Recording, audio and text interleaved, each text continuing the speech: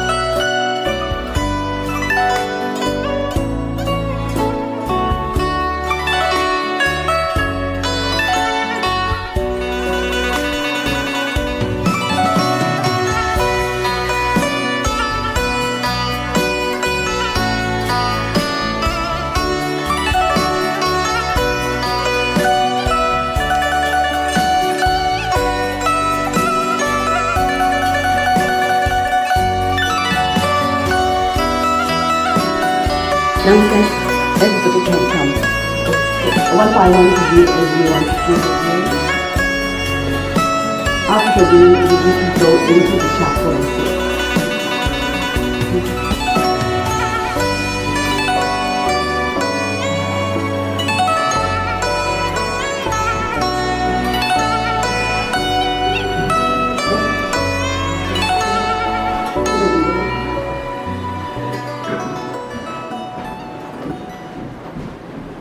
And then you can go to the chapel.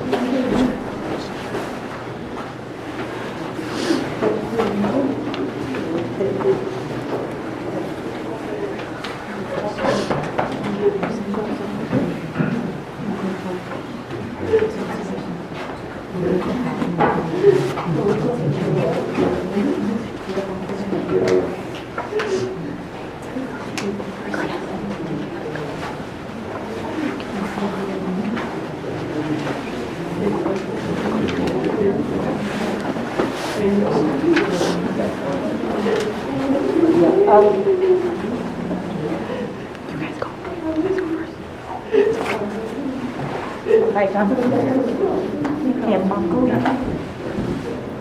เจนี่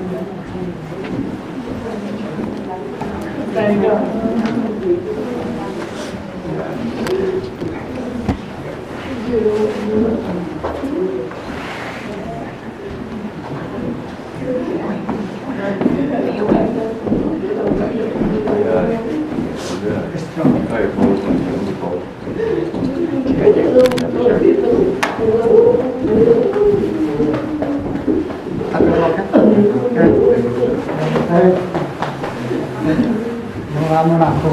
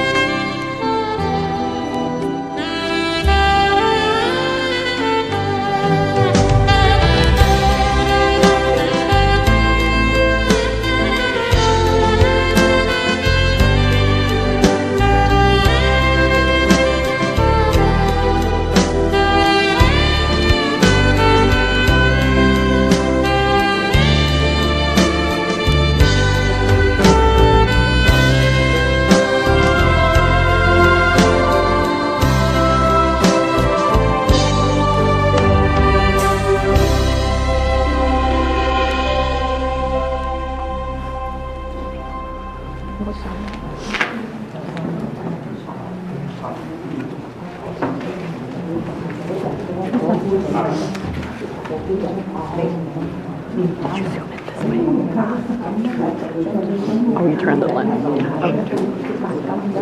Okay. Home walk ต้องเลยชอบให้ก็คงไม่สนุก I just. เ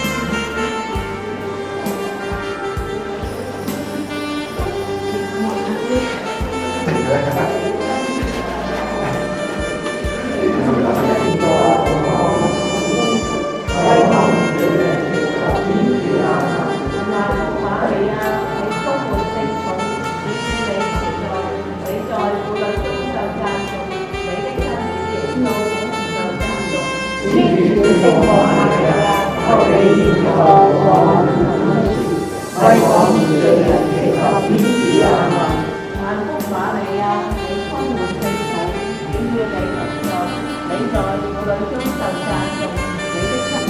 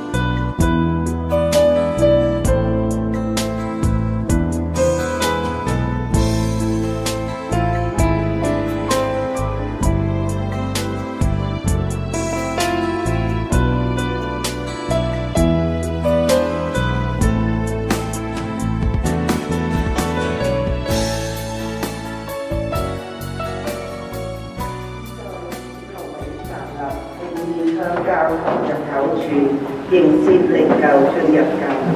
Please rise and face the church entrance for the procession. 因父子聖神之名，阿們。各位親友，主耶穌曾說過：凡勞苦我負重擔的，你們都到我跟前來，我要使你們安息。我們的弟兄，你們想做人有眼睛的路，安息主懷。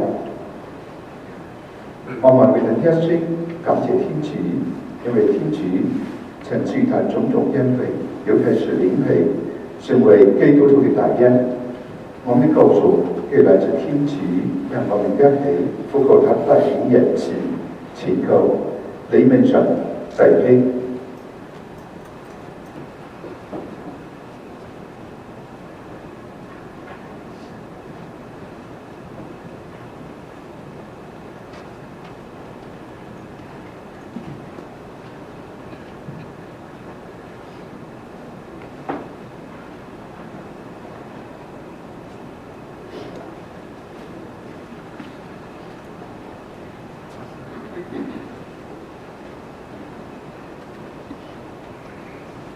進求榮。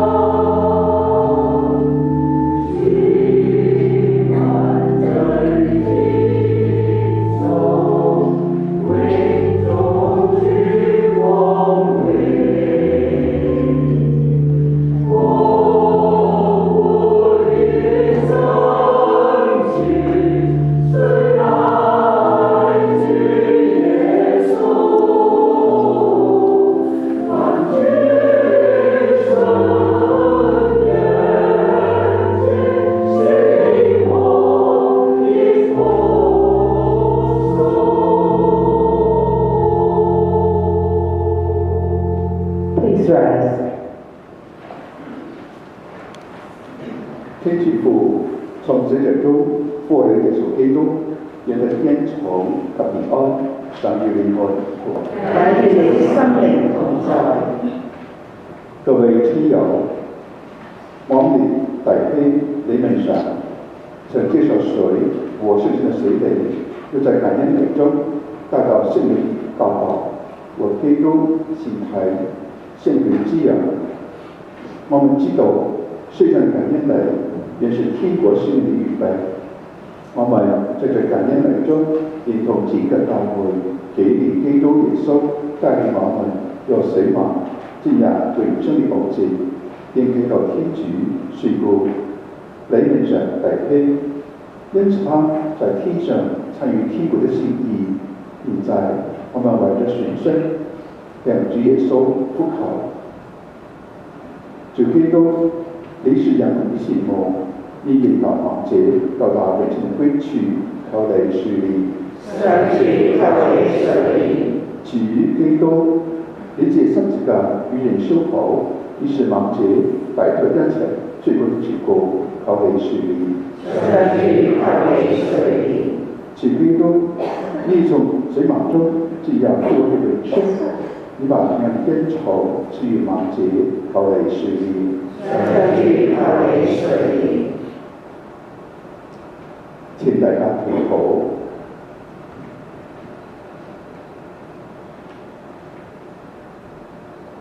全能的天父，在你哋亡者得到生命，聖者得到圓滿的喜樂，求你俯聽我們為你僕人理論上所做的祈禱，他已不在呢段奮華繽紛的程序，求你收納他進入天主的聖情的建立，以此愛你的義，並在那日使我們在天邊重逢，因我們主耶穌基督。你的聖子透過你及聖血，是為了天主永生永王。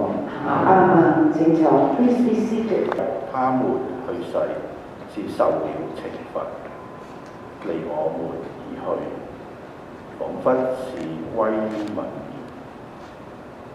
其實他們是處於安寧中，雖然在人看來他們是受了苦，其實卻充滿着永生的希望。他們受了些許的痛苦，卻要蒙受絕大的恩惠，因為天主是驗驗他們，發覺他們配作自己的人。他試煉了他們，好像爐中的黃金，悅納了他們，有如悅納全燔祭。依持上主的人必明白真理，忠信於上主之愛的人必與他同住，因為恩澤與仁慈原歸於他所選拔的人。上主的話。感謝天主。答唱詠係上主是牧者禮儀書嘅第13頁。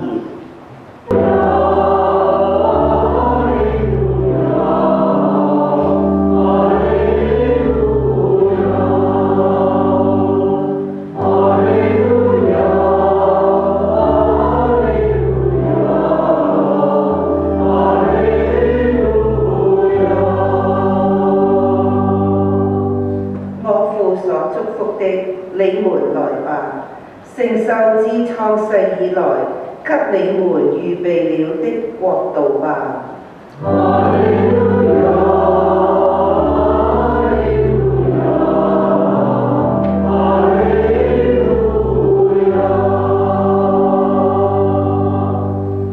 願主與你們同在，也與你心靈同在。恭讀聖若望福音。願光榮歸於你。那時候耶穌說：凡父交給我的，必到我這裏來；而到我這裏來的，我必不把他拋棄於外。因為我從天降下，不是為執行我的旨意，而是為執行派遣我來者的旨意。派遣我來者的旨意就是，凡他交給我的，叫我連一個也不失落，而且在末日還要使他復活。因為這是我父的旨意，凡看見子並信從子的，必獲得永生，並且在末日我要使他復活。基督的福音。基督我們讚美你。Please be seated, praise God。首先代表瑪利亞進教之後，環天主堂區女家嘅姊妹弟兄慰問。On behalf of Mary Carroll Christians Parish Family, please accept our deepest condolence. 喺每次殯葬彌撒裏面，棺木旁邊都會有一個高嘅白色嘅蠟燭，就係復活蠟燭。每次殯葬彌撒裏面，復活蠟燭都會喺棺木嘅前方。呢個唔係隨便擺支蠟燭，而係具有一個非常深刻嘅意義喺度。呢個意義就係耶穌基督企喺棺木嘅前邊，仰望佢在天嘅父親，為亡者John李文順兄弟懇求話：天父，我身上呢啲傷口係為咗拯救李文順。我受苦，我死去，我係為佢復活，寬恕佢嘅過錯，帶佢去天堂。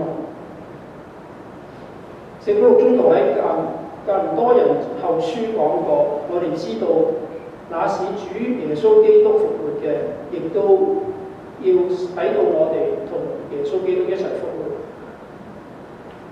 並使到我哋可以一同站在天父面前。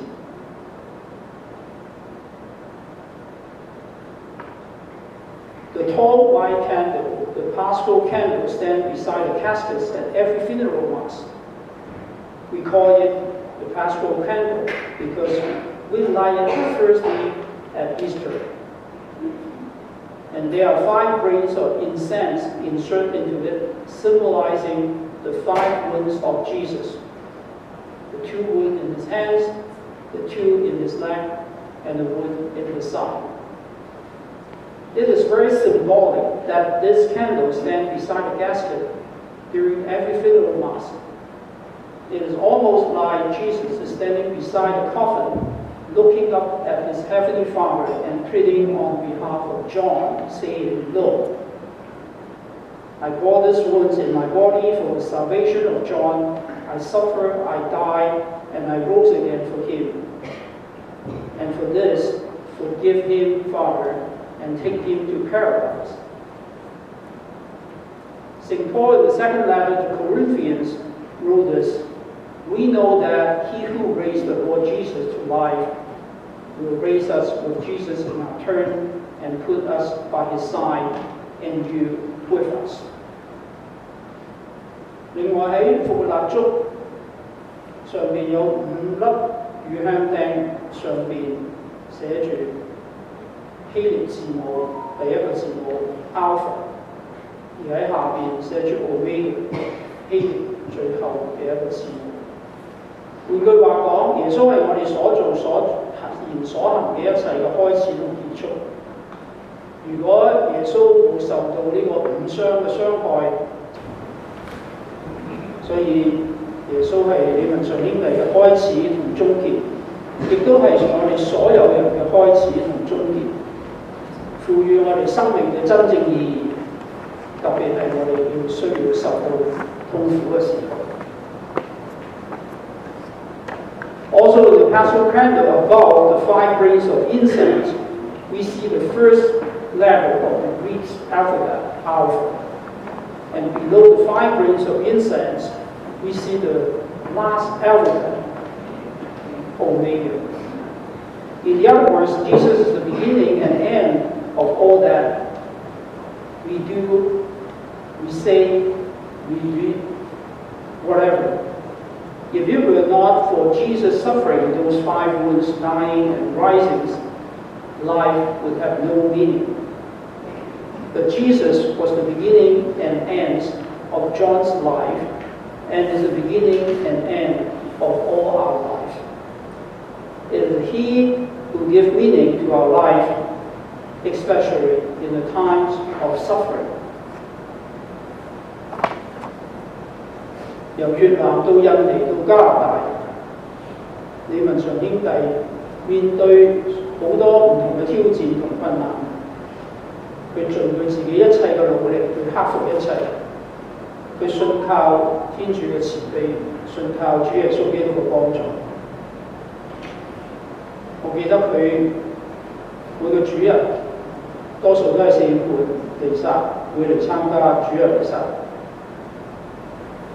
每次佢入聖堂，見到佢同佢打招呼，佢都有一個好親切嘅笑容。即使佢行有啲不便，但係不管春夏秋冬，佢哋一樣會嚟到參與主日彌撒。佢喺教堂裏邊重新確認佢嘅婚姻聖事。佢帶佢嘅細路哥嚟教堂。佢以一個無畏嘅心同病魔鬥爭，完全信服於主耶穌基督嘅慈悲同憐憫。我相信佢係聽到主耶穌基督講嘅説話：你們心裏不要煩亂，你們要信賴天主，亦都要信賴我。在我父的家裏有許多住處，我去唔是為給你們預備地方，如果唔係，我早就話咗俾你聽。我去為咗預備地方之後，我必再來接你們到我那裏去。為的是我在哪裏，你們也在哪裏。From Vietnam to Indonesia to Canada, John faced so many different challenges, difficulties. And yet he put forth all his effort to handle them, to deal with them, to overcome them.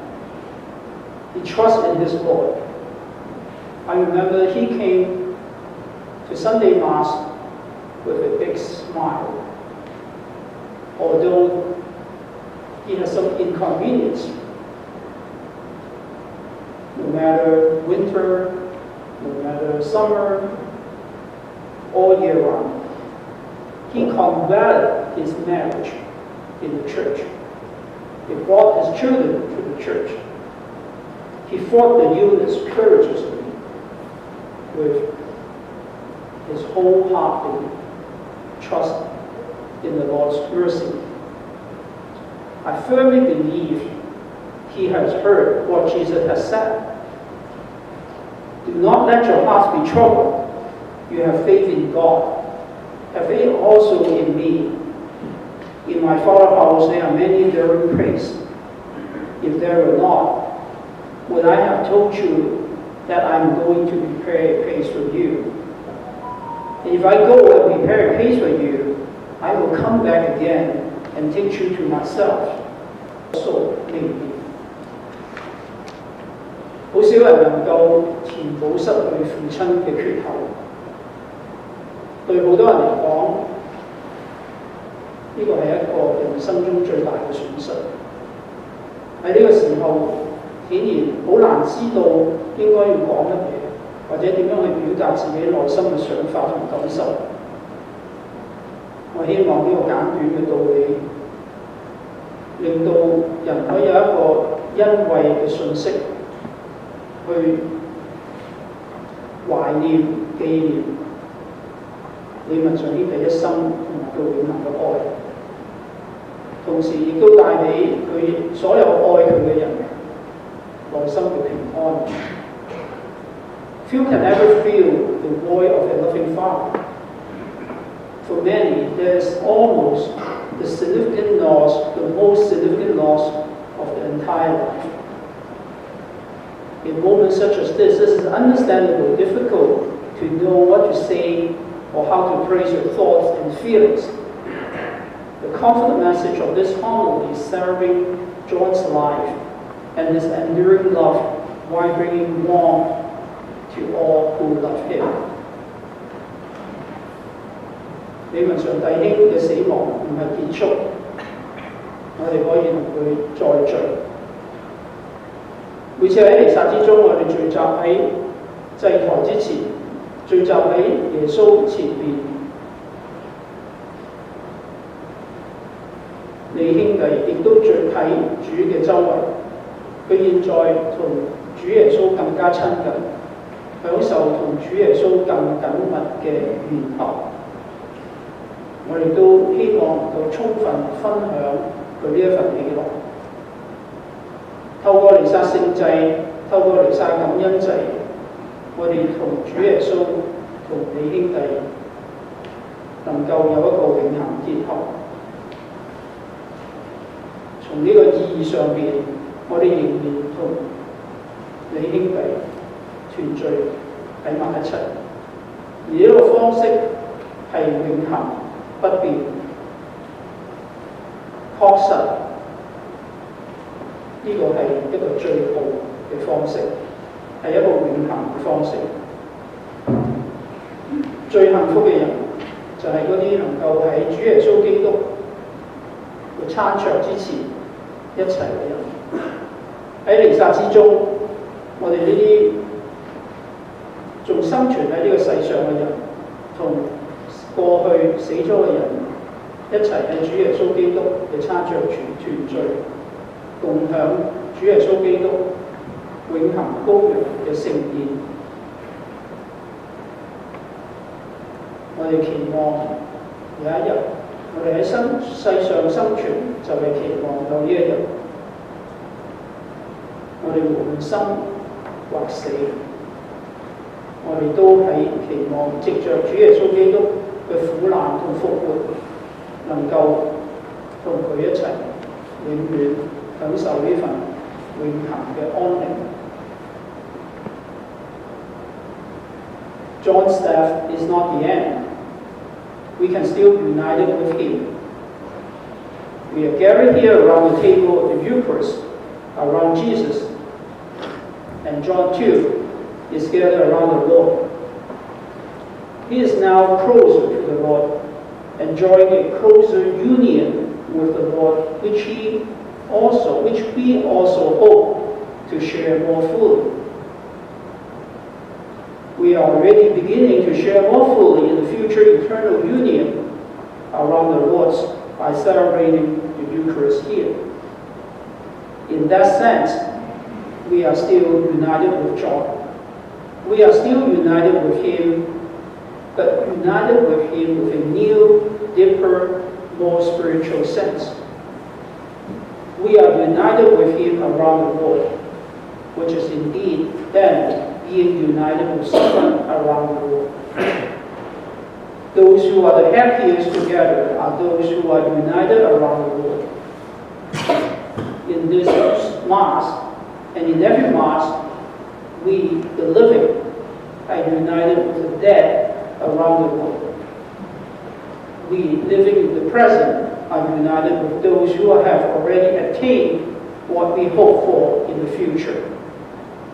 We are all living and dead, united around Jesus' cross and resurrections. So during this Mass, we thank God that John was his adopted son, and we ask God to gather John to himself. 喺彌撒中，我哋感謝天主，使到李文祥兄弟成為佢嘅兒子。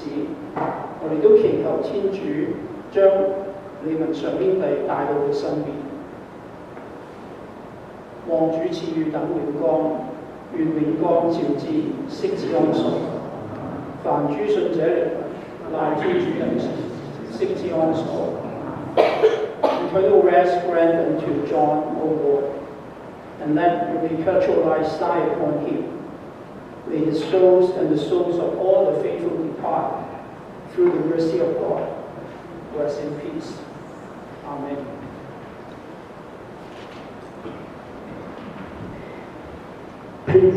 Please rise. 請起立。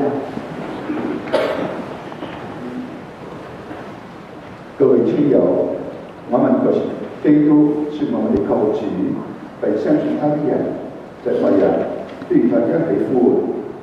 現在讓我們一起為李明能弟兄祈禱。信友禱文回應請答，求主俯聽我們。我哋嘅親友李文常 John Lee 於領洗時獲得永生嘅保證，願天主而家收納佢到天上嘅家鄉，與各位聖人聖女同享永福。為此，我哋同聲祈禱。我哋嘅親友 John Lee 曾領受基督嘅聖體、生命之糧，求主喺末日使佢同基督一起獲享復活嘅永光。為此，我哋同聲祈禱。我哋亦都係紀念所有已亡嘅親友，同所有對我哋有恩嘅人，願天主豐厚咁賞報佢哋。為此，我哋同聲祈禱。我哋亦都為所有懷住永生嘅希望而安息於主嘅人祈禱，願佢哋都能夠享見天主嘅聖容。為此，我哋同聲祈禱。我哋嘅主耶穌基督曾因朋友拉匝嘅死亡而落淚，佢同情一切心靈痛苦嘅人，願我哋都能夠喺主內揾到安慰同埋力量。為此，我哋同聲祈禱。讓我哋喺今日嘅祈禱中獲得安慰，彼此扶持，度過憂傷嘅時刻，積極迎向未來嘅生活。為此，我哋同聲祈禱。主基督，你是萬的喜樂和希望，求你俯聽教會投身，點綴你的僕人李明常，為他打開導引之門，讓他因人既然聽約，以我幸福和心血，是為了聽取靈聖願望。阿們。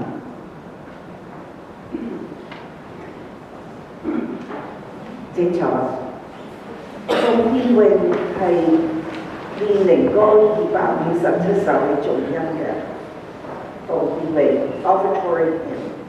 代表奉上酒水年餅嘅係亡者嘅子女 Ronald and Brandy Lee。The offertory is done by John's son and daughter.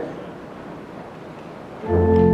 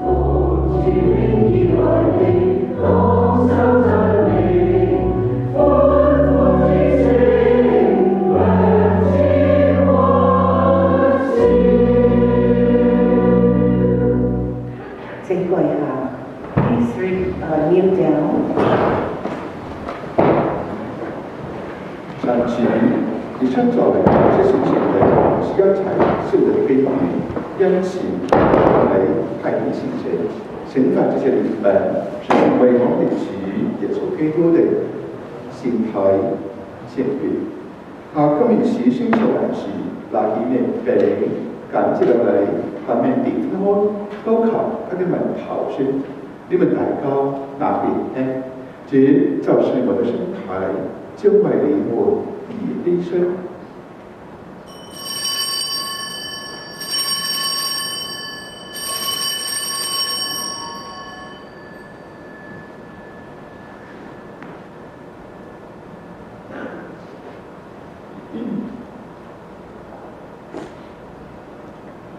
晚餐後，他同爺拿起杯來，又感接落嚟，高求他的門徒說：你們大家拿邊喝，這一杯就是我的血，是以為我們約着你，將為你們和眾人聽了，以赦免者，你們要這樣做來紀念我。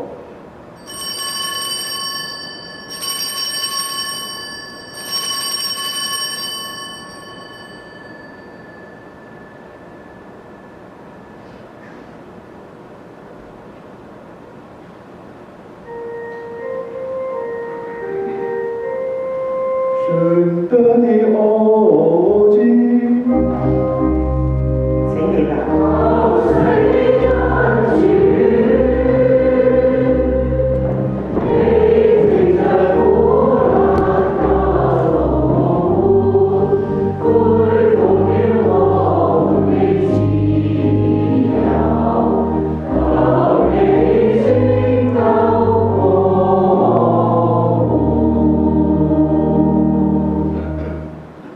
長期因此我們紀念基督的聖死，幾乎讓你奉獻生命之靈救人之夫。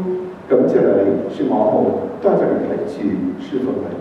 我們很後來是我們在分享基督聖體聖體之後，因聖神合而為一。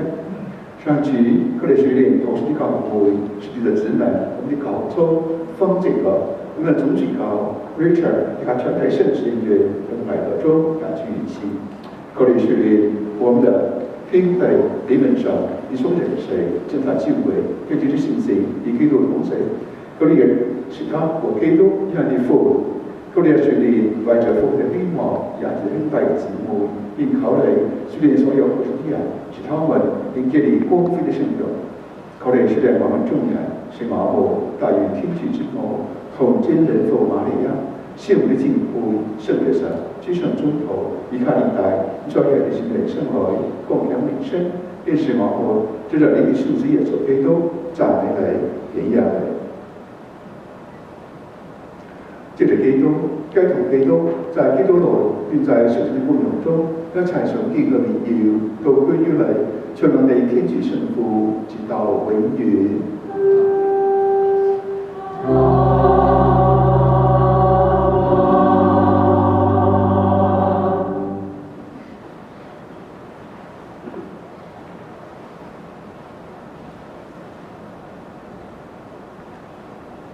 我們在遵從教會的訓示，又清楚地教導才教說：我們的天父，願你的名受顯揚，願你的國來臨，願你的旨意奉行在人間，如同在天上。求你今天賞給我們日用的食糧，求你寬恕我們的罪過，如同我們寬恕別人一樣。不要讓我們陷於誘惑，但救我們於惡惡。上主，佢要拯救我們，連一齊康樂，因此我們今場平安，是我們有難的人士永久推免罪惡，並在一切平安中安人人虔誠祈禱，為主的幸福和救主耶穌基督的來臨。天下萬國普世權威，一切榮耀永歸於你。主耶穌基督，以神為中同人說：我將平安留下你們，將你平安賞下你們。佢哋不要行的罪過，但係你教會順道，變咗你的心意，只求永安的永見，你是天主，永生永王。願主的平安常與你們同在。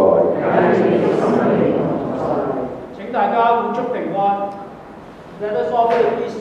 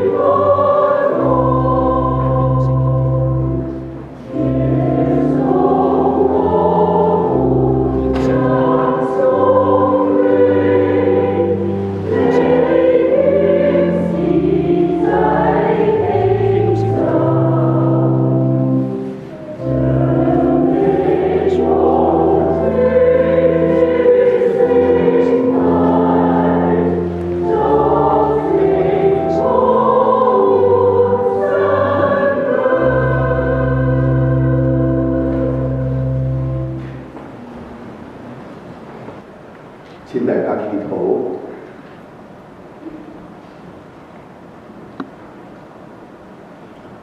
上主天主，我們為所領盡天上之靈而感謝你，已經恩賜我們，藉着生命之靈與基督結合，求你使我們與你們神弟兄一同蒙受你聖子的救贖，跟隨生活在基督內，那樣與基督和眾聖者一起，永遠在天國的喜樂中生活。因主耶穌基督之名，求你俯聽我們的祈禱。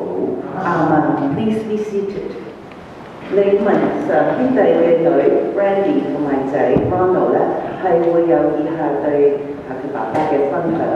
Mr. Lee's son and daughter, Donald and Brandy, will come out to share some memories about their father with us. Hello everyone, family, friends and guests. We thank you for attending today's Mass and celebration of life for our Father. You would be overcome with joy knowing you're all here. My name is Brandy, and I'm the eldest daughter of John. And this is my younger brother, Ronald. We thought of writing this eulogy separately, but thought our father would want it done together as siblings. To begin, honestly, this has been one of the hardest weeks of our lives. But just because we all knew this day would come, it doesn't make it any easier. Our dad was the pillar of our household, and he taught us so much. I remember it was July 2022. This was the month that changed our lives forever. It was the month my dad was diagnosed with cancer, and the doctor gave him 11 months to live.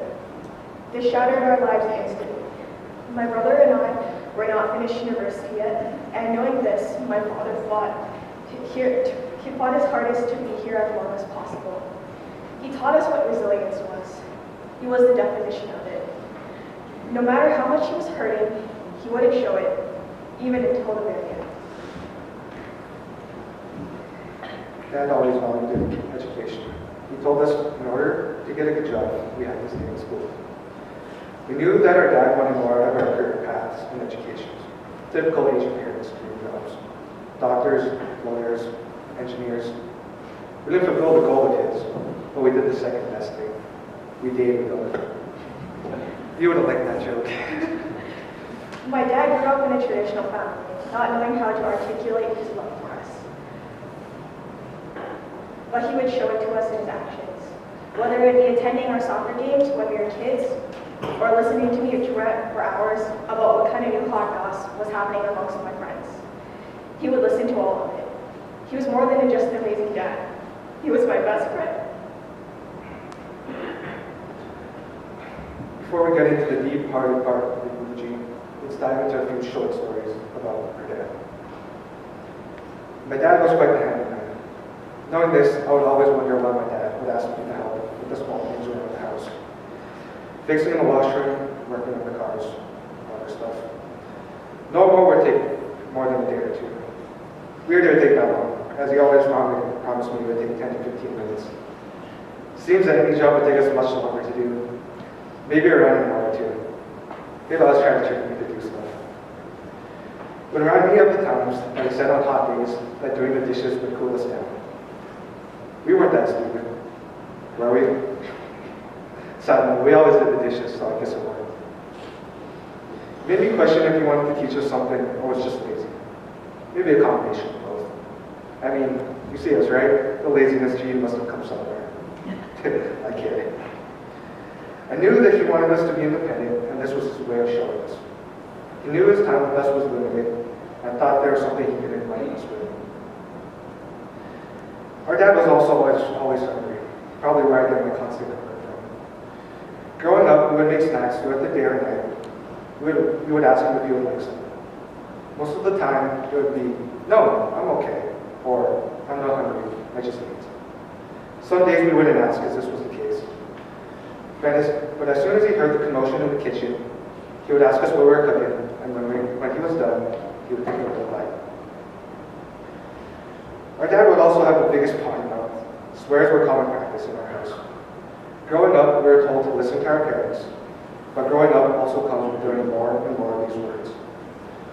Following in Dad's footsteps, we would swear around the house in Chinese or English, and in true motherly fashion, our mom would scold us. But we would respond, but Dad swears. And if I could express or explain the look on my mom's face, on her thoughts on what to say back to us, you could say the silence was loud.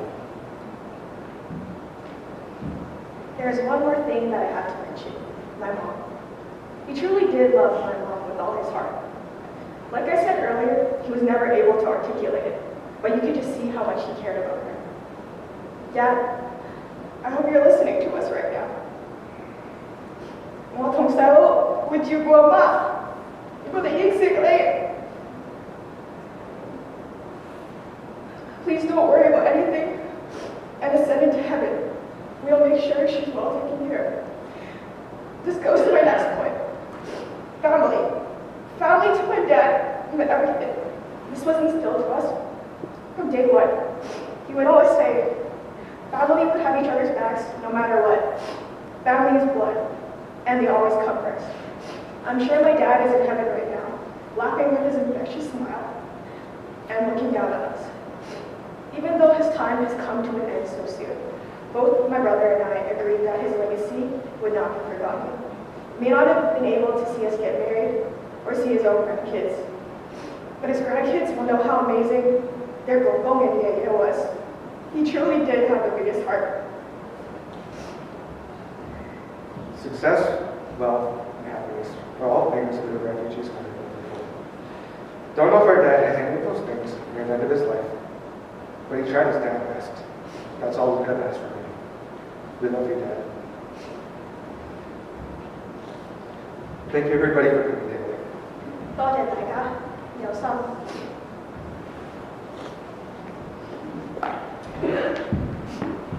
Thank you, Brandy and Manu. Hope to see you more at church. Bring your mother. 各位亲友，在结束祈祷之前，让我们正式向李明臣大兄弟為佢辭別。願我們哀愁遠退，重懷希望。到了預定的日子，主基督為出嚟的摧毀死亡，那時我們將有福在主的愛裏重合，永遠團聚在一起。天主以借水禮地出人的垂波，可以順着先真，使他們做基督的門徒。願李明臣大兄現今在天上繼續跟隨基督到永生。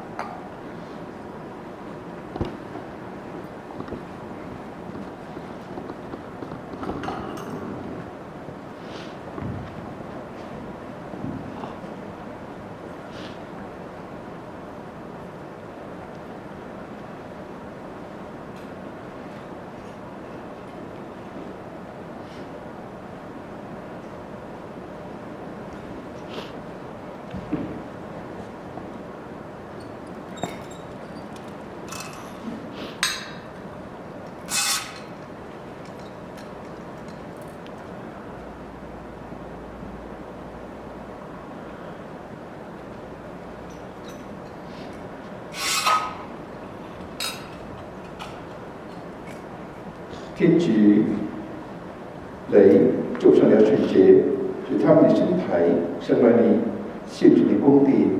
願你們上弟兄善行有如馨香猛烈熱辣，願他在來日獲得復活的光榮。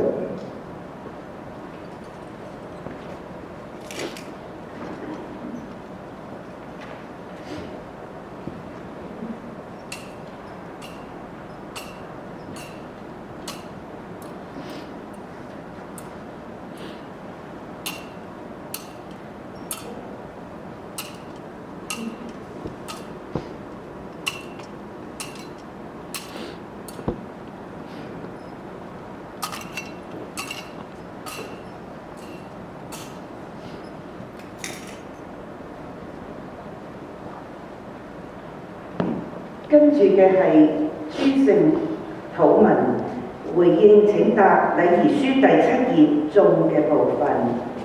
上主求你垂憐，上主求你垂憐，基督求你垂憐，基督求你垂憐。聖母瑪利亞，請為亡者祈求。上主的天使，請為亡者祈求。聖約翰，請為亡者祈求。聖約翰洗者，請為亡者祈求。聖伯多祿聖保祿，請為亡者祈求。聖安德肋，請為亡者祈求。聖若望，請為亡者祈求。主的聖宗徒，請為亡者祈求。聖斯德望及諸位殉道聖人聖女，請為亡者祈求。聖奧斯定，請為亡者祈求。聖方濟和聖道明，請為亡者祈求。中國諸位聖人聖女，請為亡者祈求。天上的聖人聖女，請為亡者祈求。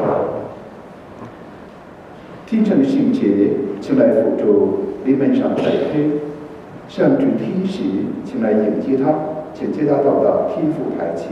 請迎接他，永安到天父台前。基督召喚了他，願基督收納他，令他回到天父的懷抱。請迎接他，令他到天父台前。上主，求你賜下他永遠的安息，並以永恆的光輝照耀他。請迎接他，令他到天父台前。慈悲的父，我們懷着久遠的希望，把你們上弟兄托付在你的手中，願他與所有在基督裏安眠的人，來日如同基督一樣復活起來，進入永生。阿們。慈悲的主，求你全面復聽我們的祈求，為你的僕人你們上弟兄打開天鄉的大門，收納他在你懷中安息，並使我們仍在世途中的親友，堅持你的許諾，期待來日在基督裏重逢，與你下所有聖者永遠同享天國的幸福。因我們的主耶穌基督，你的聖子，透過你及聖神，使你喺天主永生永王。阿們。你們上弟兄，願天使領你進入天堂，願宣道之神迎接你，並領你進入天主的聖城耶路撒冷。願天主的樂隊迎接你，與諸神一起到達天主台前。阿們。神父執事禮儀人員同埋 Mr. John Lee 嘅家人將會街同互救，步出教堂。而家讓我哋向李文常兄弟舉行三鞠躬禮。Before the casket is moved from the church, we will give 3 bows according to the Chinese custom as our final respect. 一鞠躬，再鞠躬，second bow，三鞠躬，third bow。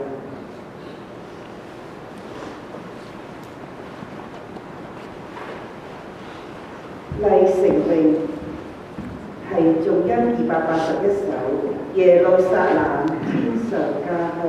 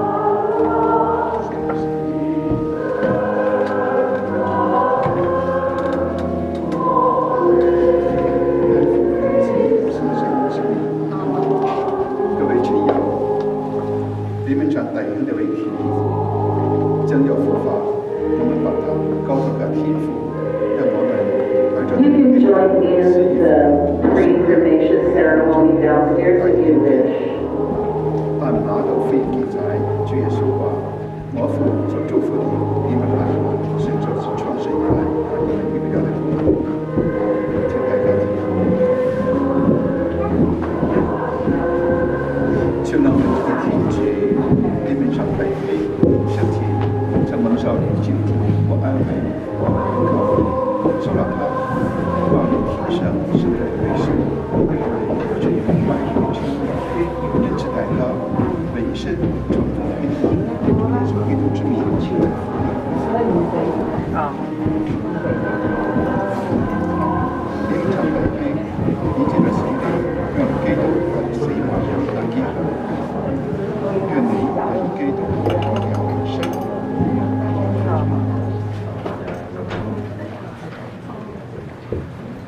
天主藉着我們的弟兄，理論上就會他的身邊，他的遺體將被火化。我們的軀體只有塵土以來，要有歸於塵土，但主基督會改變我們不朽壞的軀體，直至像是他光明的身體。讓我們把你們場弟兄高頭嘅上主，願主收留他，並且在未來使他復活。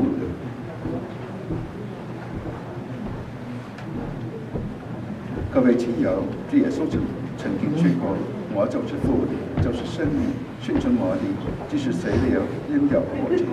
讓我們為咗呢份宣揚，主耶穌祈禱。禱詞嘅回應，請大家答上主求你垂憐。主基督，你曾安慰哀傷的馬爾大和瑪利亞，求你憐憫哀慟的人，抹去他們的淚痕。上主求你垂憐。主基督，你曾在朋友拉扎洛的墓前落淚，求你安慰亡者的親友。上主求你垂憐。主基督，你使亡者得到新嘅生命，求你把永生賜予我哋嘅弟兄李文常。上主求你垂憐。主基督，你曾把天國許諾給悔改嘅右道，求你帶領李文常弟兄進入天國嘅喜樂。上主求你垂憐。主基督，我哋嘅弟兄李文常曾領受永生嘅洗禮，又曾接受聖神嘅傅油，求你使他在天上與諸聖在一起，在共融中生活。上主求你垂憐。主基督，我哋嘅弟兄李文常曾領受你聖體聖血得到滋養，求你使佢得享天國嘅筵席。上主求你垂憐。主基督，你係憂苦者嘅安慰，求你堅強我哋，使我哋懷着信德善道此生，期待永生重逢嘅日子。上主求你垂憐。讓我們以基督所教導的經文如望在一起，向天父祈禱。我們的天父，願你名受顯揚，願你的國來臨，願你的旨意奉行在人間，如同在天上。求你今天賞給我們日用的食糧，求你寬恕我們的罪過，如同我們寬恕別人一樣，不要讓我們陷於誘惑，但救我們免於兇惡。天主，你是聖善的，你是生命之主，求你接納我們為你僕人所做的祈禱，以獻財永生。一知道你們場弟兄願意聖獻的旨意，求你滿全他的心願，以你的仁慈因着他加入天上聖徒的行列，正如他在世時正加入你子女的行列一樣。因主耶穌基督之名，求你俯聽我們的祈禱。阿們。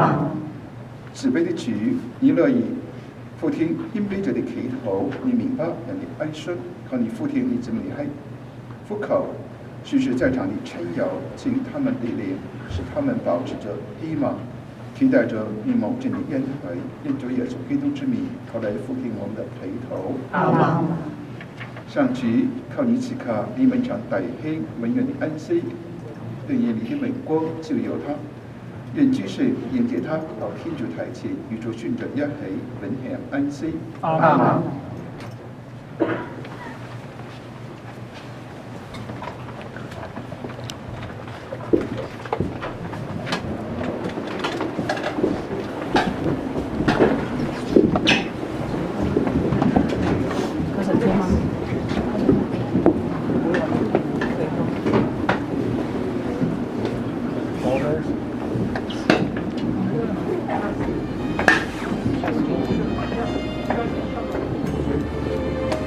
candles and look together. Hãy subscribe cho kênh